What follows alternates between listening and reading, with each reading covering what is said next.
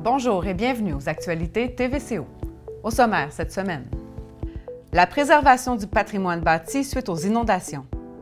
Le Centre d'archives régional de Charlevoix fête ses 25 ans.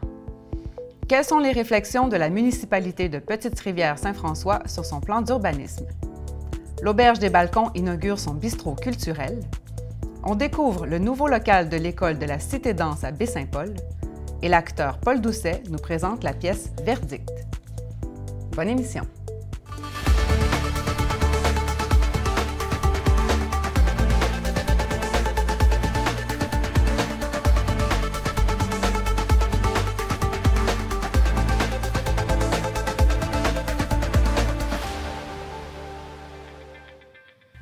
L'avis de démolition du gîte Le Clocheton, durement touché par les inondations du 1er mai, a suscité de vives réactions partout dans la province. Quel avenir réservons-nous à nos bâtiments patrimoniaux? Voici notre reportage. La rue Saint-Joseph reprend lentement vie depuis les inondations de mai passé à Baie-Saint-Paul.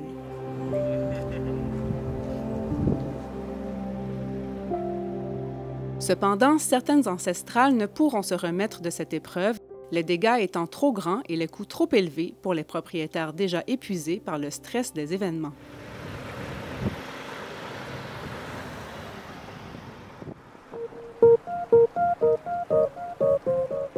La valeur patrimoniale d'un bâtiment implique une reconstruction respectueuse des procédés de l'époque. Néanmoins, dans le cas d'une maison en zone inondable, la reconstruction devient quasi impossible, à moins de déplacer la maison sur un autre terrain ou d'enclencher une procédure complexe établie par le ministère de la Culture et des Communications. En février 2023, la Ville de Baie-Saint-Paul votait l'ajustement des règlements municipaux conformément au projet de loi 69, qui venait modifier la loi sur le patrimoine culturel et dicte la procédure en question. La loi 69, c'est une loi qui est provinciale, là, qui touche pas mal tout ce qui est en démolition et la protection du patrimoine culturel. On avait des règlements dans le passé là, à la Ville qui touchaient la démolition. Maintenant, là, le gouvernement du Québec là, a fait en sorte de renforcer le cadre législatif qui fait que c'est plus sévère. Et si votre maison là, date de 1945 ou avant, bien, ça rajoute encore là, des contraintes supplémentaires.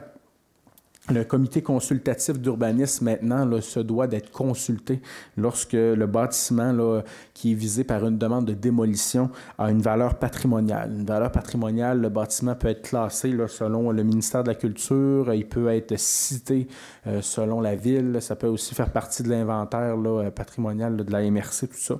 Donc, c'est quand même assez large. Et ce que le règlement vient faire, c'est que le ministère de la Culture, maintenant, a le droit de s'opposer à une démolition. Lorsque quelqu'un va faire une demande de démolition à la Ville, ça va être un petit peu plus complexe. Donc, il y a un avis qui est publié. Par la suite, le service d'urbanisme va analyser le tout. Il y aura une analyse qui va être effectuée là, par le comité consultatif d'urbanisme si c'est patrimonial. Par la suite, c'est envoyé au comité de démolition. Le comité de démolition va rendre son verdict.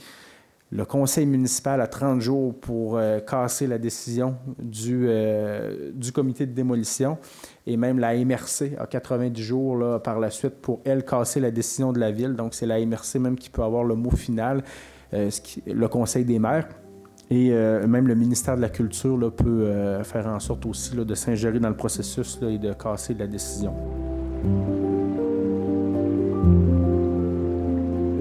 Ainsi, le comité consultatif d'urbanisme de la Ville s'est vu octroyer le rôle de comité du patrimoine qui décidait le 14 septembre dernier de reporter la démolition du 50 rue Saint-Joseph suite aux communications reçues en réaction à l'avis de démolition. Malheureusement pour les maisons du 95 et du 124 de la même rue, une déconstruction a été votée par le même comité afin de récupérer un maximum de matériaux.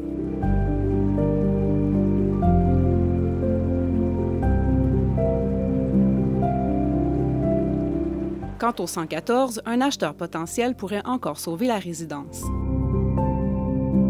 Le maire de Baie-Saint-Paul, Michael Pilote, doit rencontrer le ministre de la Culture au courant des prochaines semaines. Un dossier à suivre qui pourrait avoir un impact majeur sur les cas de figure semblables partout au Québec.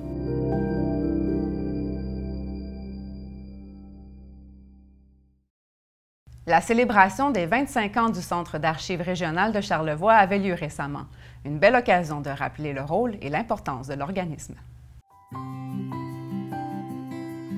De nombreux partenaires se sont rassemblés le 14 septembre dernier pour célébrer les 25 ans du Centre d'archives régional de Charlevoix. Aujourd'hui, 25 ans après sa fondation, le Centre d'archives est le fier conservateur de plus de 125 fonds et collections d'archives privées qui viennent de partout dans Charlevoix. Ces fonds et collections représentent 435 mètres de documents textuels, 280 000 documents iconographiques, 1350 documents cartographiques, 540 heures d'enregistrement sonore et plus de 15 000 heures d'images en mouvement. Nos documents là sont ici. C'est des plans, des cartes anciennes, des posters, des photos comme celle-là.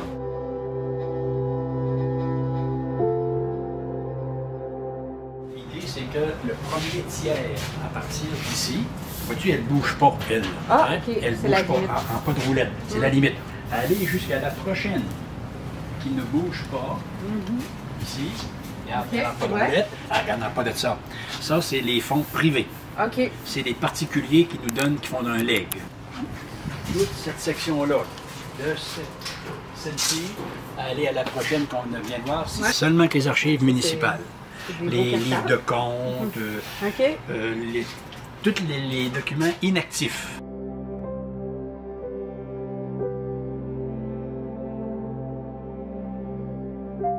Et le dernier tiers, ben, c'est pas tout à fait un tiers, c'est un peu moins, c'est les franciscains.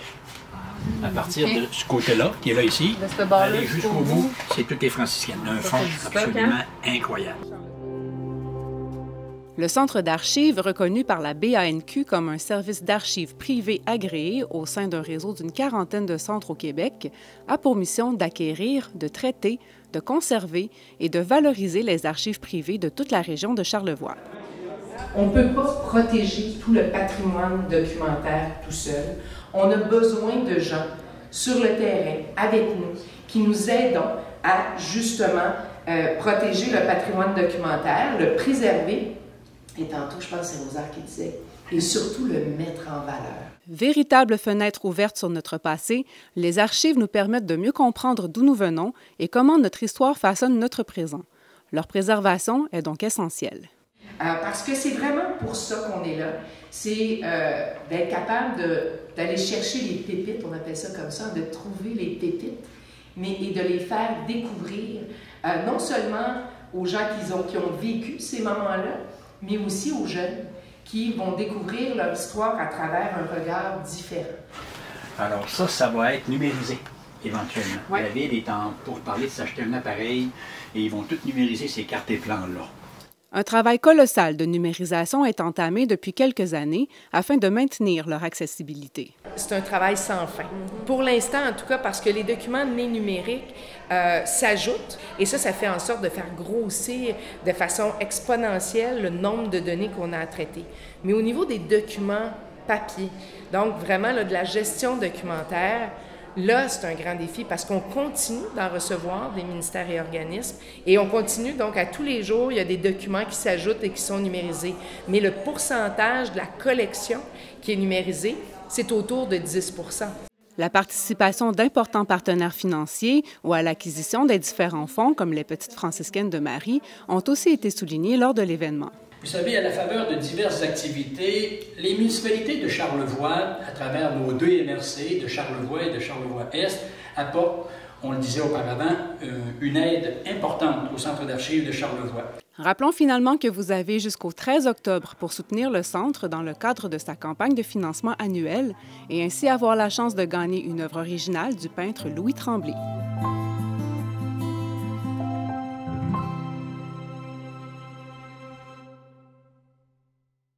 La municipalité de Petite-Rivière-Saint-François amorce une période de réflexion quant à son plan d'urbanisme et aux zones de villégiature. Martin Ouellette en discute avec le maire Jean-Guy Bouchard. Jean-Guy Bouchard, bonjour. Bonjour. La ville de Petite-Rivière-Saint-François a décidé de modifier son règlement, son plan d'urbanisme. Vous avez posé un moratoire là-dessus. Moi, ce matin, on va regarder ensemble, c'est quoi la démarche que vous entreprenez comme municipalité. Okay. Tout d'abord, il y a un moratoire sur les projets en zone de villégiature et en villégiature de réserve. J'aimerais d'abord savoir, qu'est-ce que c'est ça qu'une zone de villégiature puis une zone de villégiature de réserve? Les zones de villégiature de réserve, ça avait été fait en 2018 lors de la révision des plans d'urbanisme. C'était des secteurs, des grandes superficies de terrain qui avaient des vues imprenables sur le fleuve qui étaient drôlement intéressants, mais le conseil à l'époque se l'était réservé pour empêcher des projets d'ensemble de se faire dans ces milieux-là, à façon à mieux y réfléchir pour l'avenir. Quand on parle de projets d'ensemble, donc des projets avec plusieurs unités d'habitation. L'ouverture de nouvelles rues avec des projets de dépôt de plusieurs constructions sur les lieux physiques. OK. Et c'était des zones, on en a 5 zones de réserve comme ça qui sont limitées, à laquelle on n'accepte pas de règlement pour le moment de projets de villégiature dans ces endroits-là. Où sont situées ces zones-là, grosso modo? À quelques endroits. On en a dans le secteur, là, exemple, là, pour vous situer un peu sur adjacent à Multibois, en pente vers le fleuve Saint-Laurent face à l'île aux Coudes.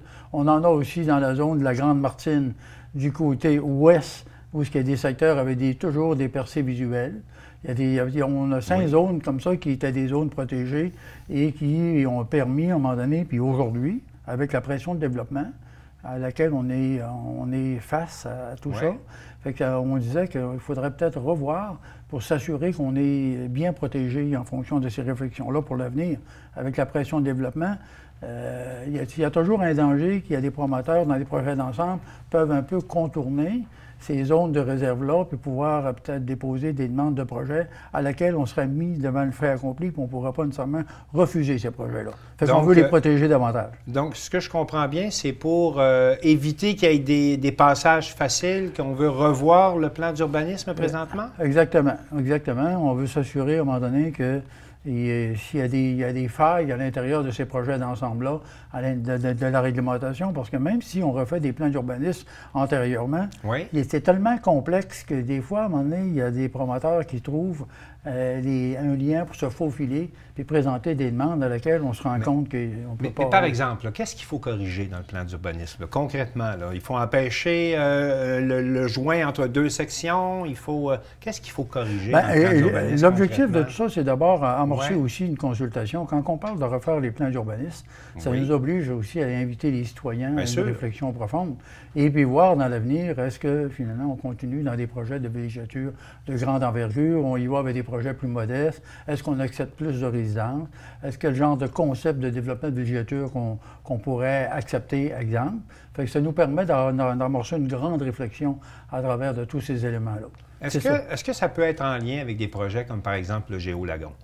Géolagon, c'est un projet qui est différent. C'est un projet qui était en zone F, mais lui, il n'est pas nécessairement... Il est touché il n'est pas en zone villégiature ou villégiature de réserve. Il est en zone forestière. En zone forestière, il y a un moratoire là-dessus. Et la MRC, avec le RCI, c'est déjà un projet qui est déjà freiné pour le moment, le temps que les réflexions soient complétées. Mais la modification au plan d'urbanisme que vous envisagez ne touchera pas, entre autres, ce dossier-là. On s'en tient là, aux zones de villégiature et villégiature de réserve dans ce que vous voulez faire comme modification. Ça va être les zones de villégiature de réserve et les zones H, qui sont des projets de villégiature possibles aussi, mais toujours dans des endroits où est-ce que les promoteurs ont tendance à avoir des droits de privilège en fonction des percées visuelles intéressantes, des projets d'ensemble qui sont quand même des fois ambitieux. Je comprends que vous voulez garder le contrôle sur le développement parce que la pression est forte. Est-ce qu'il y aura moins de développement ou plus de contrôle sur ce qui s'en vient à Petite-Rivière? Bien, d'abord, on va avoir la perception des gens. C'est quoi l'avenir de Petite-Rivière dans le cadre du futur projet de développement en villégiature? Ça va nous permettre de consulter la population.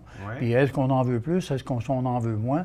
Puis ça va nous permettre d'assurer une réflexion. Puis si on en veut, si on garde la continuité, bien, on veut s'assurer au moins qu'on peut leur fermer la porte en attendant que nos règlements soient faits pour permettre à un moment donné de mieux réfléchir puis de voir quel genre de projet on accepterait chez nous. La consultation va se tenir comment? Comment vous envisagez le processus de consultation des citoyens? C'est tout un cheminement dans une procédure de règlement. D'abord, on a déposé l'avis de motion. C'est normé par... C'est normé, il y a toute une étape de règlement municipal. Exactement, il y a un cheminement. C'est dans la loi légale de l'aménagement du territoire. Donc, il y a des consultations à venir. Après ça c'est des étapes en dernier lieu, consultation pour le RCI. Mais le temps qu'on amorce cette marche-là, le RCI, qui est le règlement de contrôle intérimaire, ça a l'effet de gel nouvelles sur le territoire. À ce moment-là, il n'y a pas de demande de nouvelles rues qui pourraient être acceptées. Ceux qui sont acceptés, c'est ceux-là qui sont déjà lotis, des terrains qui sont adjacents à une rue déjà ouverte. Ça, à ce moment-là, il n'y a aucun problème. On continue à émettre les permis là-dessus. Mais les secteurs où ça demande des constructions de rues, l'ouverture de nouvelles rues avec 2 maisons et plus vont être interdits pour un certain temps. Bien, M. Bouchard, on va vous suivre de près là-dessus et on va vous réinviter pour faire le tour des nombreux dossiers à Petite-Rivière-Saint-François. Merci beaucoup. Ça me fera plaisir de revenir. Puis on vous suit pour les consultations. Merci. Merci. Au revoir.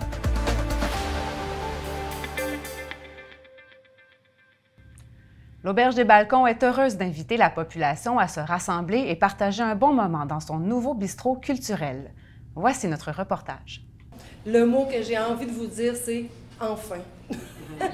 Enfin, on y est. Il y a eu plusieurs embûches depuis le départ et des embûches hors de notre contrôle, vous le savez.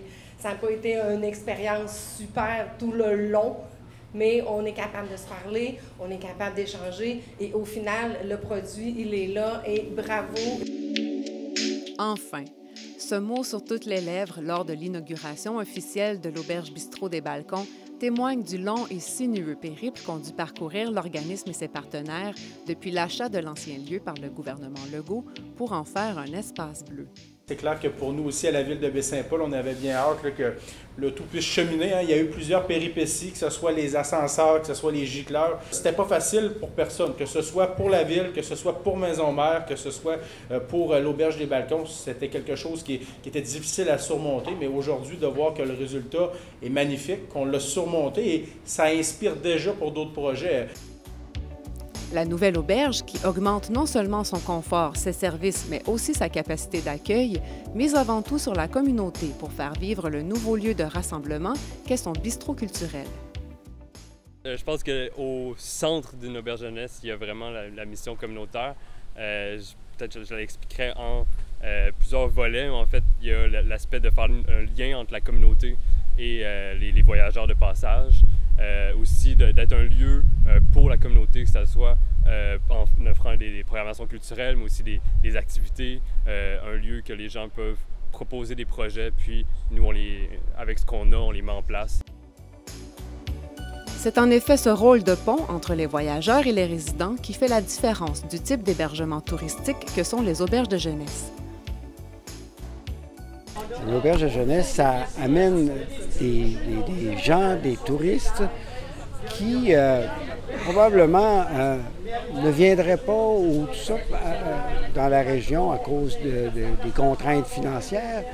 Puis ça amène des gens, je dirais, d'une autre catégorie de touristes. Moi-même, j'ai voyagé dans ce type d'hébergement-là, ailleurs dans d'autres pays, puis on fait beaucoup de rencontres. C'est un endroit où on fait des rencontres. Petite sœur de la mythique auberge du Balcon Vert qui a vu naître le Cirque du Soleil, l'organisme gestionnaire, le service d'hébergement jeunesse Bonhomme, souligne du même coup ses 50 ans d'existence.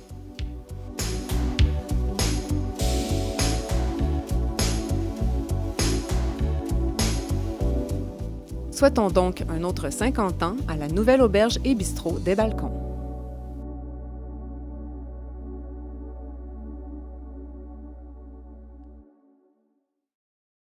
L'école de la Cité Danse s'installe à Baie-Saint-Paul et j'ai rencontré la directrice et enseignante Alexandra Savard qui nous expose les bienfaits de cette discipline à la fois sportive et artistique.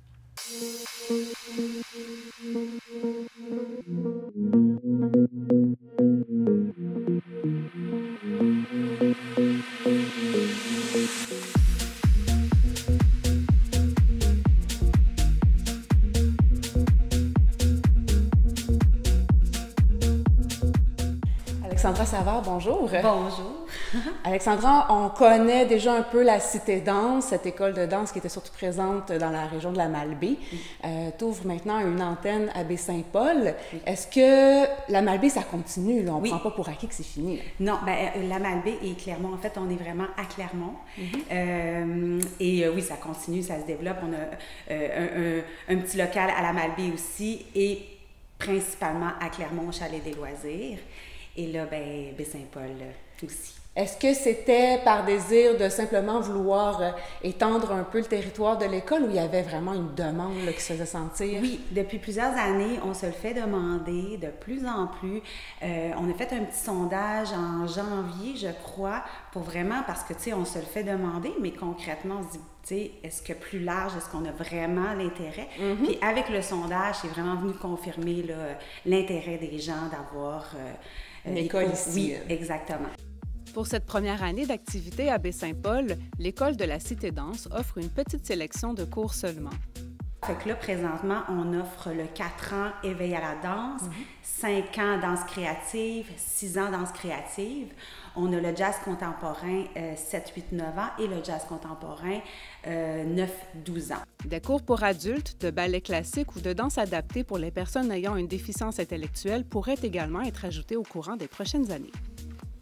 Dans les valeurs de l'école véhiculée, c'est que la danse est vraiment pour tous. Puis tu sais, quand je parle de danse adaptée, danse inclusive, c'est que, puis tu sais, j'ai une petite fille en fauteuil roulant, j'ai des élèves avec des surdité, j'ai toutes sortes de corps. Il n'y a pas de limitation. Exactement, des problèmes de coordination, chacun des forces, chacun des faiblesses, puis la danse, c'est inné. En chacun de nous, on écoute une musique, on a juste envie de bouger. On a chacun notre danse, quelque part. Chacun notre danse, chacun notre couleur. Fait que c'est vraiment pour tout le monde. Ceux qui ont le désir de vouloir aller plus loin, d'approfondir, c'est ça qu'on est dans une technique. On travaille beaucoup, mis à part la danse adaptée, on travaille la technique, on peaufine des choses, mais on a tous ça ensemble. En dedans de nous. On a tout ça en nous, mais c'est de se donner la chance puis de laisser émerger tout ça. Puis c'est ça, c'est que chacun a ses forces, chacun a ses faiblesses. Tu sais, tu vas avoir un élève qui va être très, très souple, un autre qui sera pas souple du tout, mais qui va avoir au niveau de l'interprétation, une facilité d'aller là-dedans, au niveau de la coordination. Fait que c'est vraiment d'y aller chacun. On a nos défis personnels, puis de se laisser la chance d'explorer tout ça. En plus des bienfaits physiques comme l'endurance, la force, la souplesse ou l'équilibre, la danse peut aussi avoir un impact au niveau émotif et cognitif. Déjà là, juste le défi, tu sais, de l'accomplissement, d'aller jusqu'au bout, de se dépasser, le dépassement de soi, mais je pense que c'est au-delà de ça, d'être dans une classe de danse, le travail avec les autres, la connexion, il y a tellement de choses, tu le dis, c'est physique, fait qu'on travaille le corps qui est notre outil de travail, de la tête aux pieds, la tête aux pieds, mais c'est aussi, c'est ça, le rapport à soi, le rapport à l'autre, le partage, les échanges, la confiance aussi qu'on développe.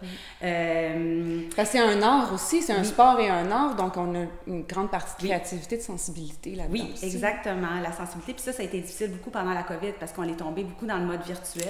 Et là, dans le mode virtuel, ben, cette espèce de contact-là à l'autre, l'échange, la connexion qui se perd avec un écran. Là. Fait que, oui, on peut danser partout, on peut danser dans notre salon. On avait cette possibilité-là de dire oui, on peut le faire partout. C'est adaptable à plein de situations, mais il y a ça qui vient chercher l'échange, la connexion. Puis je pense que c'est vraiment là que ça va chercher. Ça prend son sens. Là. Là, parlons un peu du nouveau local où on se trouve présentement. Certains le connaissent peut-être déjà parce qu'il est utilisé par Emmanuel Marion pour le yoga, la massothérapie. Exact. Donc, c'est un partenariat que vous créez ensemble. Oui, c'est un échange, un partenariat, une belle collaboration avec Emmanuel Marion, son studio qui est EM Yoga et Massothérapie, qu'elle utilise, c'est son travail en fait, qu'elle fait de la massothérapie ou du yoga. Et puis voilà, c'est une belle connexion, une belle rencontre qu'il y a eu, chercher un local, puis tu sais, c'est pas évident de trouver des locaux ici à Baie-Saint-Paul, adaptés, très beau, lumineux, grand. Là, on a fait l'installation de nos miroirs aussi. Il y avait une belle ouverture à justement adapter le studio pour la danse aussi. Donc voilà, elle nous a fait une place avec grand plaisir et on est très, très heureux. On se sent super bien, on se sent super accueillis. Il y a une belle énergie qui circule. On sent que c'est un lieu de bienveillance. Pour en savoir davantage sur les cours offerts, pour les inscriptions ou les suggestions, consultez la page Facebook et le site Internet de l'École de la Cité Danse.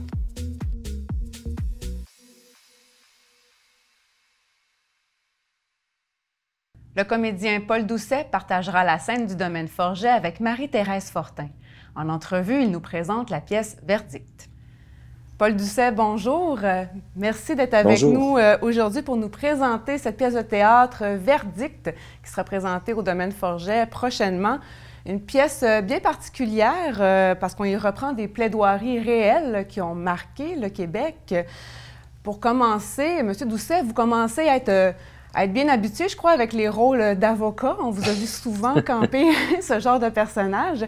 Est-ce que vous seriez en mesure de nous expliquer qu'est-ce que c'est exactement une plaidoirie? C'est quoi sa place dans un procès? Bien, la plaidoirie, en fait, c'est la fin. Donc, le juge ou le jury aura entendu à ce moment-là tous les témoins des différentes de la défense et de la couronne. Et à la toute fin, avant de rendre un jugement, soit un juge, soit un jury, puis dans un autre cas, ben, il y a représentation devant la coroner dans une des causes qu'on fait dans la pièce. Ben, c'est un peu le résumé, ultimement, de tout ça. Et la dernière chance, en fait, pour l'avocat de remettre de l'avant sa vérité à lui et sa version des choses à lui pour défendre son point de vue. Donc, une plaidoirie peut tout changer, peut avoir un impact important sur la décision du jury là, dans le cadre d'un procès. Les plaidoiries qui ont été choisies pour cette pièce-là, j'imagine que ce n'est pas les textes intégraux de la plaidoirie d'origine. Il y a eu un travail fait là-dessus. Un travail d'édition, c'est certain, parce que sinon, c'est beaucoup trop long. On pourrait pas présenter ça dans le cadre d'un spectacle. On l'annonce en tout début de spectacle. On sort au début Marie-Thérèse Fortin et moi, les deux acteurs, et on dit aux gens, on vous amène au tribunal pour vous faire revivre des grands procès. Et des arguments de ces juristes, on en a gardé les portions les plus émouvantes, et les plus importantes aussi. Et oui, il y a eu un travail, donc Yves Thériault, Nathalie Roy, qui ont fait la recherche, qui ont fait aussi les choix et l'édition, ont travaillé à partir donc du verbatim de ce qui a été dit en cours, et puis ont condensé ça dans un format qui varie de 15 à une vingtaine de minutes à peu près par plaidoirie. D'accord. Et là, bon, on comprend, il y a plusieurs causes là, qui sont démontrées dans cette pièce de théâtre. Est-ce que c'est de vendre un punch, de nous dire quelles causes exactement ont été choisies? En fait, on remonte dans le temps. On est beaucoup au début dans les droits de la personne. Okay. Et c'est des causes aussi qui ont amené des changements aussi au niveau de la loi. Alors, on remonte en 1973 avec la première fois où l'État canadien, le gouvernement canadien a amené Henry Morgentaler en cours pour avortements illégaux. Et il avait été acquitté une première fois. Il y a eu d'autres procès. Il a été poursuivi 3 autres fois, donc un total de 4 fois. Mais ultimement, cette cause-là, qui, bien malgré lui, il aura été le défenseur ultimement de tout ça, aura amené à la légalisation de l'avortement. Ça, c'est la première.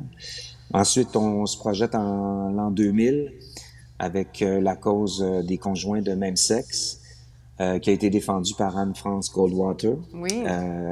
Et ça aussi, ça a ramené 4 ans plus tard à la légalisation du mariage entre conjoints de même sexe. Ensuite, on avance encore dans le temps, puis là, on est dans le très, très, très récent représentation devant la coroner, donc pour l'affaire Joyce Echaquan, qui est malheureusement décédée à l'hôpital de Joliette dans les circonstances que la plupart des gens connaissent. Oui, ça a été très ébranlant comme effectivement. Et ça fait toujours partie de l'actualité encore aujourd'hui. Parce que, bon, c'est très récent, puis il n'y a rien de réglé. Bien, étrangement, ce sont toutes des causes qui font encore partie un peu de l'actualité, même quand on parle de l'avortement. C'est tout près de nous quand même, là, ce qui se passe aux États-Unis. Les droits de la personne, les manifestations à Montréal, la communauté LGBTQ, on est là-dedans, on est dans toutes ces mouvances-là. Ouais. D'ailleurs, je me souviens, quand on a eu à faire un choix, je parlais un petit peu avant l'entrevue du fait qu'on avait une autre cause à présenter, mais que le spectacle était juste trop long si on avait présenté tout ça. On a dû faire un choix et honnêtement, le renversement aux États-Unis de Roe contre Wade C'est arrivé en juin et on était en plein travail et en plein choix, donc juin de l'an passé. Et on a dit, OK, ben, on ne peut pas passer à côté de la cause de l'avortement. On peut pas. Il faut absolument remarteler ce point-là parce qu'il n'y a rien d'acquis. On sait jamais. C'est pas gagné complètement. Hein? Non, c'est pas gagné. Ouais. Mm-hmm. Vous l'avez dit tantôt, vous partagez la scène avec Marie-Thérèse Fortin. Donc, seulement 2 comédiens pour soutenir une pièce comme celle-là. J'imagine que la mise en scène vient y jouer un grand rôle aussi. De quelle façon ça enrobe là, vos prestations? C'est vraiment ça le moteur de ce spectacle-là. Sinon, la mise en scène est très épurée. On a 2 bureaux, on a 2 chaises, on a un écran derrière, on a une bande vidéo. On présente des intros, des causes qu'on va défendre. Okay. On défend les causes. Ensuite, on a une autre vidéo qui est mais c'est du théâtre c'est une lumière, un acteur, et c'est le théâtre. C'est dans la simplicité, mais on met l'accent sur... Oui, mais ceci dit, le travail de Michel-Maxime Legault, notre metteur en scène, a été extraordinaire aussi, justement pour... En fait, le gros questionnement pour nous, c'était le dosage. On prend ça à bras-le-corps. Est-ce que c'est notre commentaire? Est-ce que c'est le commentaire On joue entre le citoyen et l'avocat. On croit beaucoup aux différentes causes qu'on présente. On est investi comme acteur de dire les choses. On pense que c'est un spectacle qui mérite d'être vu, oui. Qui fait réfléchir, qui amène les gens à aller un petit peu plus loin que, bon, ce qu'ils se souviennent de, bon, Henri Morgenthaler, on s'en souvient un peu, mais là, on va vraiment plus loin dans le détail. C'est beaucoup ce que les gens nous donnent aussi comme commentaire après le spectacle. Entre autres, pour l'affaire Joyce Echaquan aussi. Ah, mon Dieu, j'avais vu ça, mais moi, dans ma tête, c'était un peu comme ça. Là, je vous entends, puis je me rends compte qu'il y a beaucoup plus. Ça rajoute une autre couche, là, absolument, oui. C'est oui, puis c'est un espace c'est un espace qui est de moins en moins présent, justement, parce que, bon, les nouvelles, ça va vite. On a rarement le commentaire éditorial, si on veut, où on est beaucoup sur nos réseaux sociaux, on est beaucoup dans nos chambres à écho, à écouter et à revoir ce qui nous plaît, puis on est conforté tout le temps là-dedans, alors que là, ben, on va un peu plus loin, ça brasse des choses, puis ça fait réfléchir les gens. Et beaucoup de gens nous disent, hey, ça nous manque, puis ça a fait du bien. Alors, justement, pour terminer, la dernière cause qui est traitée dans la pièce, on fait participer le public qui doit agir à titre de jury. Est-ce que le verdict est toujours le même? À 99,9% des fois, oui. Ouais. On a quelques soirs où il y a des moments où c'est très, très, très tranché. Il y a d'autres moments où c'est plus serré. Mais généralement, ça va pas mal toujours dans le même sens, oui. Donc, verdict qui sera pris... Je dirais pas le sens parce que je veux pas donner de... Mais non. On garde notre part de plaisir là-dedans, dans ce théâtre participatif. Donc, verdict qui sera présenté. Oui, donner l'expérience aux gens d'être jurés, une chose qu'on... Dans notre vie, c'est pas tout le monde qui va avoir cette chance-là. Les gens ils prennent plaisir. Ouais. Exactement. Donc, une chance unique d'y participer. La pièce Verdict qui sera présentée au Domaine Forget le 28 septembre prochain, seulement une seule date. Sinon, vous êtes encore en tournée jusqu'à la fin de l'automne. S'il n'y a pas de changement, merci beaucoup, Paul Doucet. Ça m'a fait plaisir. Merci à vous. C'est ce qui conclut les actualités cette semaine. Au nom de toute l'équipe, merci d'avoir été des nôtres et à la prochaine.